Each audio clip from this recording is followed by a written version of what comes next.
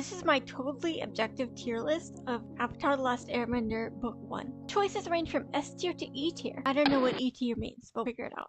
Episode 1 is The Boy in the Iceberg. I put this in a solid A tier because it's a really good, quotable episode.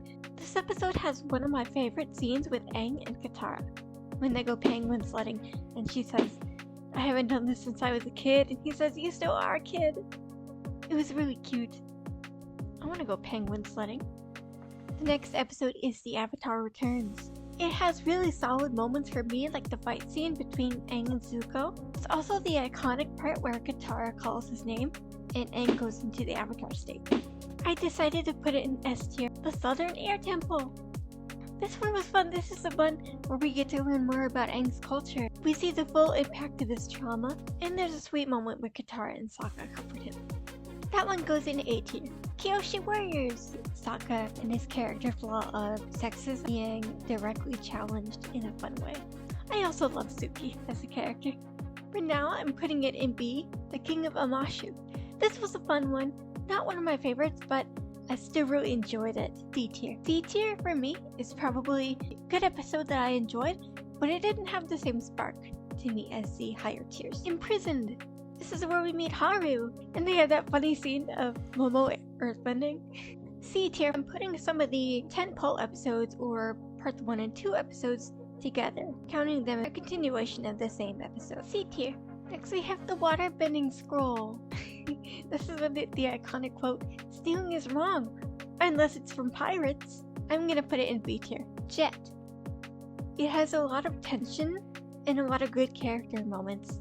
Jet as a character I know is kind of divisive. He's fighting against the Fire Nation in a way that alienated him from Katara and Sokka. Katara's relationship with Jet was interesting, how their ideals are similar and yet also clash. I also really liked the colors in this episode and the whole treehouse vibe. It was really cool. An A for me. The Great Divide. I'm not gonna put it in E tier, it's not that bad. An E for The Storm. My beloved. This is going in S tier. I love the parallels between Zuko and Aang in this episode, and the parallel storytelling was really well done. We also got to see a different side of Zuko, both in terms of his flashback, his relationship with Iroh, and the way both the flashback and current events detail how he really values human life, unlike his father. It was a very emotional episode. Aang, so far we had seen him struggle a lot with his past and his role as the Avatar, and of course the loss of his people and his culture, but we hadn't seen the reasons why he struggled so much with being the Avatar, and how it's intrinsically linked to what he sees as a betrayal or something shameful, running away. The Blue Spirit. S tier, S tier, S tier. I love this episode. The way that the fights are choreographed, the way that Aang and Zuko have to work together. Zhao also seemed particularly menacing in this episode, what with him saying to Aang that he would keep him alive, but just barely. I also thought the frogs were funny. And he's like, "Wait, my friends need to suck on those frogs." It also contains one of my favorite lines in the show, which is Aang asking Zuko if he thinks he and Zuko could have been friends. The Fortune Teller. This one was a nice breather from the intensity of the last 2 episodes. She was asking the fortune teller, like, "Hey, what should I have? This or papaya?" And the fortune teller kicks her out, and she's like, "Papaya." And Katara's like, "Oh, I hate papaya." C tier. Next episode is Bato of the Water Tribe. B tier. The Deserter. Aang was interesting in this episode. He shows a lot less patience and a lot more intensity in his emotions, accidentally hurting someone that he loves, and then we see how that has a lasting impact on him and his relationship with fire. We also see the introduction of Katara's healing powers.